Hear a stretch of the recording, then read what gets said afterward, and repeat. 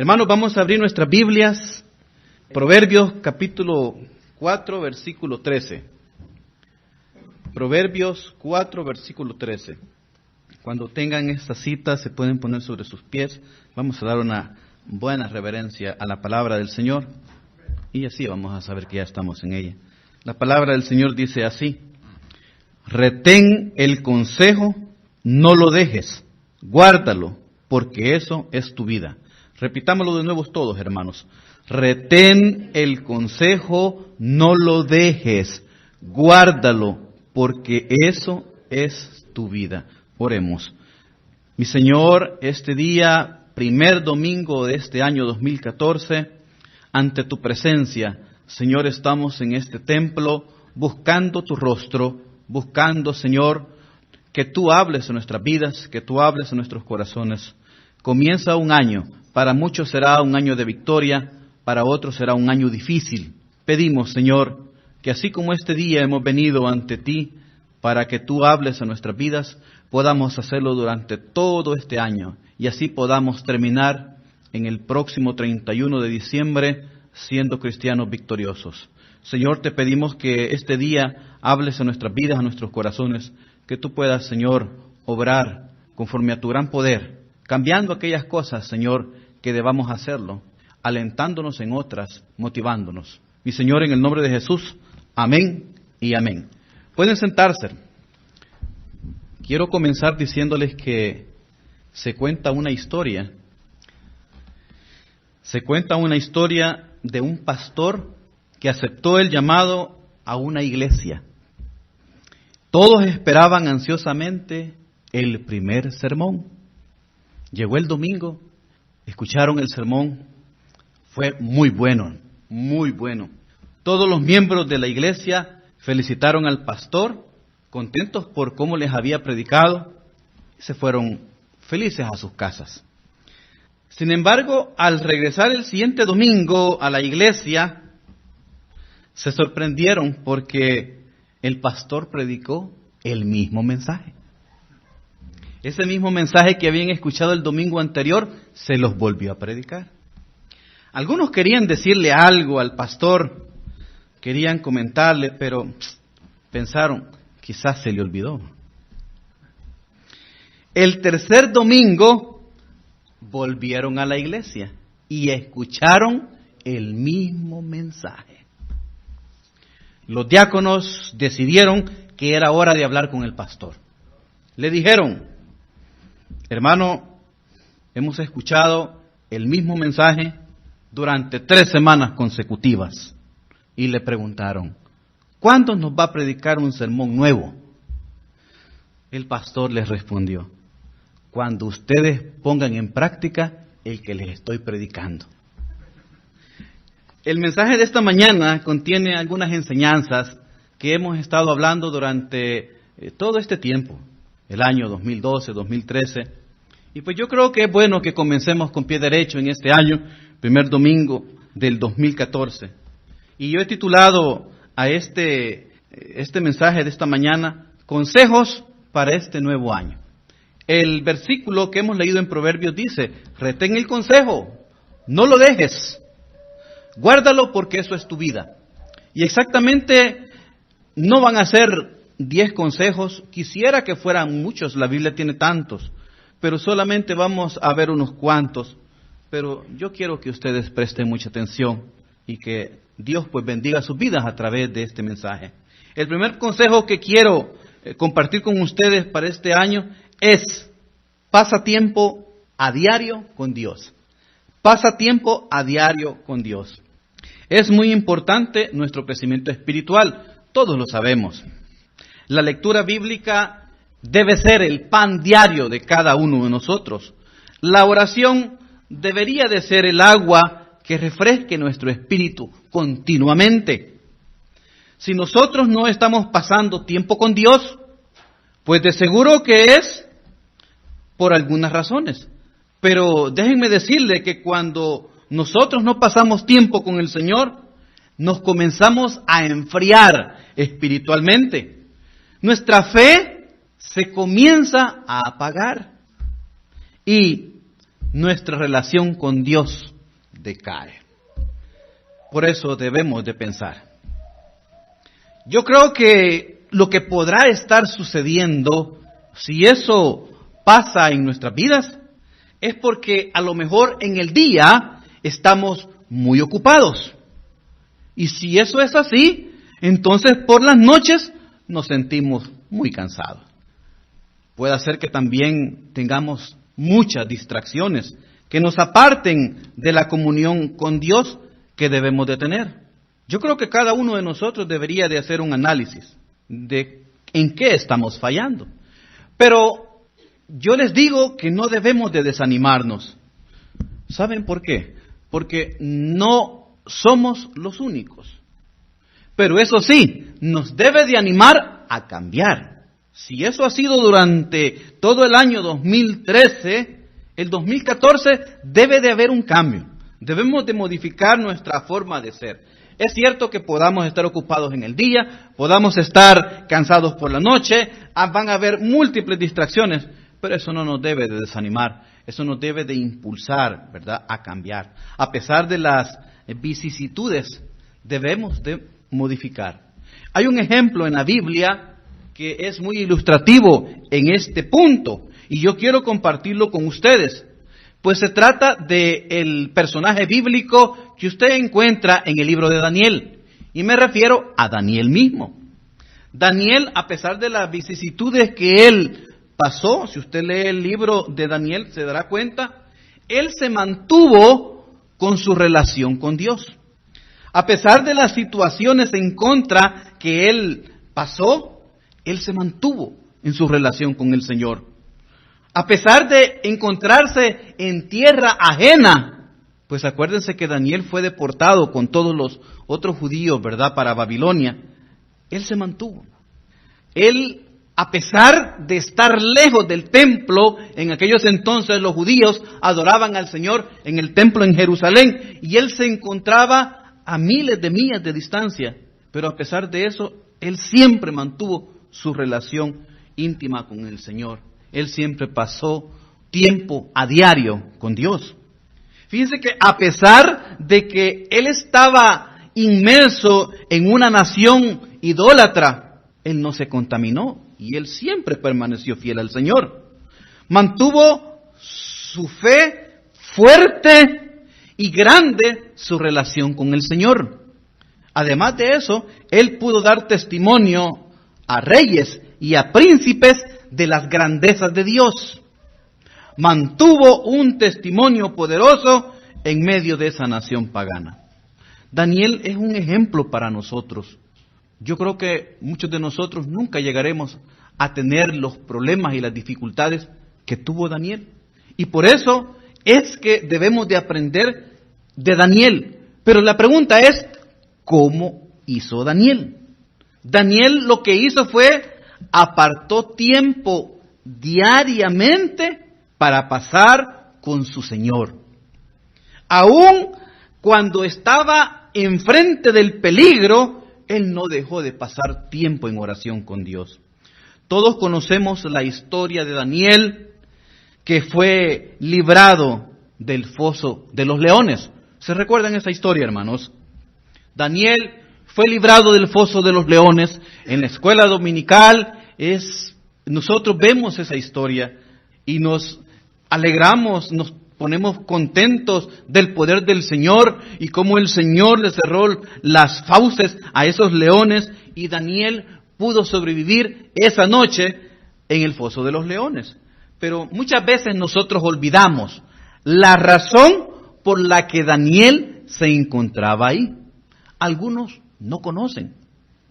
Quiero que me acompañen a Daniel capítulo 6. Vamos a estudiar un poco el hecho de Daniel. Vamos a ver el versículo 7 para comenzar.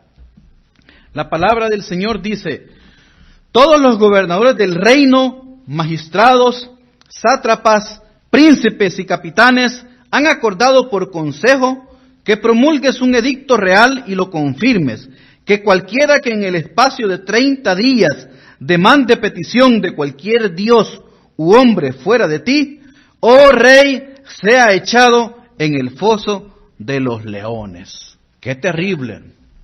Al rey lo motivaron a hacer ese edicto real, donde en el transcurso de 30 días, todos los que vivían en ese reino tenían que orar y tenían que hacer peticiones no a Dios, sino al rey.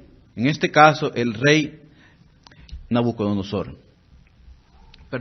El rey Darío. Pero sigamos leyendo la palabra. Dice en el versículo 10, cuando Daniel supo que el edicto había sido firmado, entró en su casa y abiertas las ventanas de su cámara que daban hacia Jerusalén, se arrodillaba 3 veces al día y oraba y daba gracias delante de su Dios como lo solía hacer antes. Daniel, a pesar de que estaba ese edicto que peligraba la vida de él continuó haciendo lo que durante toda su vida había hecho. Y la Biblia dice que él oraba 3 veces al día y que él hablaba con su Dios. En el versículo 11 dice, entonces se juntaron aquellos hombres y hallaron a Daniel orando y rogando en presencia de su Dios. Fueron luego ante el rey y le hablaron del edicto real. ¿No has confirmado edicto que cualquiera que en el espacio de 30 días pida a cualquier hombre, Dios, fuera de ti, oh rey, sea echado en el foso de los leones? Respondió el rey diciendo, verdad es, conforme a la ley de Media y de Persia, la cual no puede ser abrogada. Ya hemos visto en qué consistía el decreto. Ese decreto era un decreto muy rígido. Nadie en ese transcurso de tiempo podía pedirle a cualquier otro que no fuera el rey las peticiones. Pero déjenme decirle que Daniel, él no podía, él no debía y no lo hizo pedir peticiones a un hombre, en este caso el rey. Y esas peticiones que solamente deben de ir al Señor. Tampoco Daniel dejó de pasar tiempo con el Señor, por más que esto pudiera llegar incluso hasta costarle la vida. Todos conocemos la historia de Daniel en el foso de los leones. El Señor lo libró de esas fauces de los animales salvajes. Pero nosotros que vivimos en este mundo, en un mundo que no reconoce a Dios, en un mundo donde nosotros enfrentamos presiones que nos quieren alejar de Él. Algunas veces es una presión ya sea consciente o muchas veces es inconsciente. Yo debo de invitarte a que tú no permitas que eso te suceda, a que tú siempre te mantengas en contacto con Dios.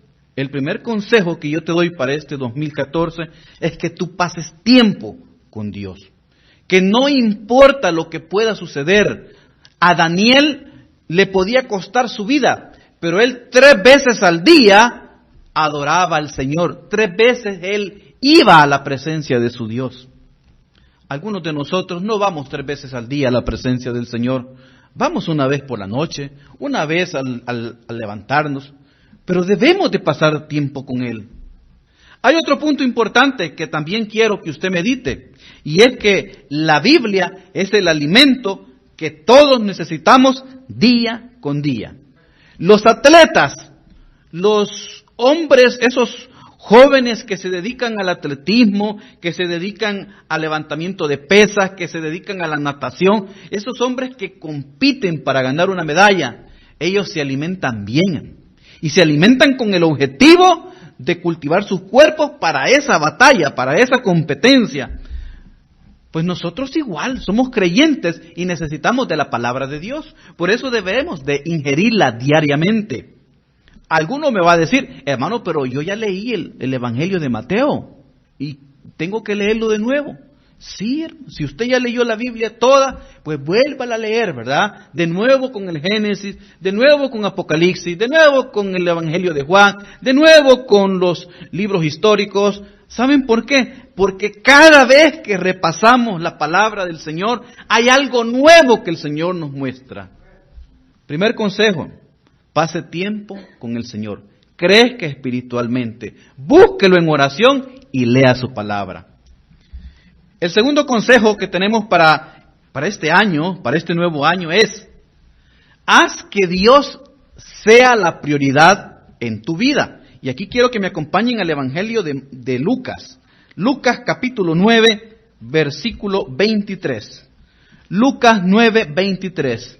El Señor Jesús, dice así el versículo: y decía a todos, si alguno quiere venir en pos de mí, niéguese a sí mismo, tome su cruz cada día y sígame. Yo quiero que meditemos en esto. Si alguno quiere venir en pos de mí, niéguese a sí mismo. Tome su cruz y sígame. Muchos somos cristianos, muchos deseamos vivir una vida piadosa, una buena vida cristiana, que el Señor nos bendiga, que el Señor nos cuide, nos proteja, pero no queremos pagar el precio. No queremos pagar el precio de ser un excelente cristiano, un cristiano piadoso, un cristiano santo, un cristiano dedicado a las cosas de Dios. En este año, déjenme decirle, algunos van a querer involucrarse en algún ministerio en la iglesia. Algunos van a querer dedicarse a leer la Biblia frecuentemente, como lo hemos dicho en el consejo anterior. Algunos van a dedicarse a orar frecuentemente. Algunos van a dedicarse a trabajar en las cosas de Dios. A lo mejor en la iglesia van a venir y nos van a ayudar con la limpieza. Algunos van a querer tomar la decisión de asistir a mayor cantidad de servicios en el año.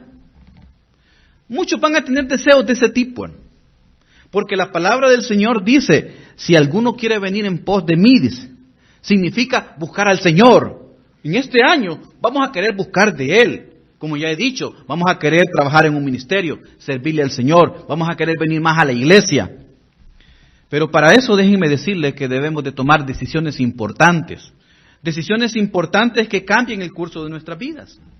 Y esa decisión importante está en la otra parte del versículo, porque el Señor nos da las condiciones que nosotros debemos de cumplir para seguirlo a Él. Aquel que quiera ir en pos del Señor, y acompáñenme en la lectura, dice ahí, niégate a ti mismo. La palabra es clara cuando dice, si alguno quiere venir en pos de mí, niéguese a sí mismo. Mire, este versículo, cuando usted estudia los comentarios, usted va a ver que el versículo se utiliza grandemente para aquellas personas que no conocen del Señor y que deben de dejar pues todas sus cosas para buscar a Cristo, ¿verdad? Para aceptar a Cristo. Y sí, eso es bueno. Pero también para nosotros, los que ya recibimos a Cristo en nuestro corazón, también nos sirve para poder dedicarnos a Él, para poder ver cómo hacer. La palabra dice, niégate a ti mismo. ¿Sabe qué significa esto?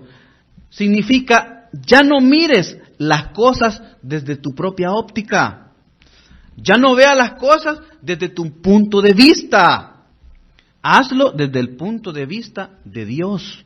Ya no pienses solo en ti. Ya no veas que todo circula alrededor tuyo. No, permite que todo sea alrededor de Dios. El Señor sabe lo que nos está diciendo en este versículo a nosotros en esta mañana. El Señor lo que nos dice es que Él debe ser prioridad en nuestra vida. Dios debe de ser prioridad en nuestra vida. Yo quiero poner una ilustración, un ejemplo, como usted quiera llamarle, y quiero hablar en particular a las hermanas, a esas hermanas casadas, hermanas que tienen sus esposos, que tienen su casa, que tienen sus hijos. Como ilustración quiero hablar con ustedes, hermanas. Yo quiero decirles, hermana, tú tienes un esposo. Ese marido es tuyo. No es de la vecina, ¿verdad? Es tuyo. El Señor te lo ha dado. Hermana, tú tienes hijos muy bellos, muy buenos. Esos hijos, a lo mejor tendrás 2, 3 hijos, no sé, son tuyos. Tú los tuviste en tu vientre por espacio de 9 meses y los procreaste, tú los pariste, son tuyos. Y tú los abrazas y dices, mis hijos. También, hermana, tú tienes una casa ya sea que tú vivas en un apartamento o en una casa, pero es tuya, es tu ambiente, es tu espacio. Yo no puedo llegar a tu casa así nomás, si tú no me das entrada. Primero tú me tienes que dar permiso para entrar y yo voy a entrar a tu hogar. Son tus cosas. Pero déjame decirte algo. En ese ambiente en el que tú te estás viviendo, ¿dónde está tu Dios? Porque la Biblia dice que nosotros debemos de amar por sobre todas las cosas al Señor. Y este punto de este mensaje dice que tenemos que hacer a Dios la prioridad de nuestras vidas. Yo no quiero decirte con esto que tú no tengas que atender a tu esposo, que tú no tengas que cuidar a tus hijos, que tú descuides tu casa por venir a la iglesia. Yo no estoy diciendo eso. Lo que estoy diciendo es que por sobre todas las cosas que Dios te ha dado, está Él. Él es el rey de tu vida. Él es el que te protege. Por Él tú tienes lo que tienes, hermana. Por Él tú estás en ese lugar. Si Dios quisiera, en este mismo momento, Dios te quitaría tu esposo, te quitaría tus hijos y te quitaría tu casa. ¿Y cómo quedarías tú? Porque ahí vemos muchos que nos dedicamos tanto a nuestras cosas que descuidamos las cosas de Dios. El Señor dice, niégate a ti misma. A los varones, a los hermanos les digo, niéguense a sí mismos. El apóstol Pablo lo decía muy bien allá en la epístola a los Gálatas, en el capítulo 2, versículo 20. El apóstol Pablo decía, con Cristo estoy juntamente crucificado. Ya no vivo yo, mas vive Cristo en mí. Y déjenme decirles, porque ese pensamiento, esa teología del apóstol Pablo es muy importante.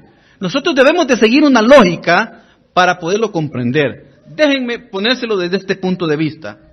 El apóstol dice, con Cristo estoy juntamente crucificado. Ya no vivo yo, mas vive Cristo en mí. Entonces, si ya no vivo yo, fíjense bien, si ya no vivo yo, y si Cristo vive en mí, entonces sucede que no deberíamos de tener problemas de comportamiento. Deberíamos de ser unas personas rectas, unas personas correctas. No deberíamos de tener problemas con nuestros hijos. Los hijos no deberían de tener problemas con sus padres. Los alcohólicos no deberían de tener problemas con los vicios. Los drogadictos no deberían de tener problemas con la marihuana, que ahora ya está vendiéndose libremente en otros estados.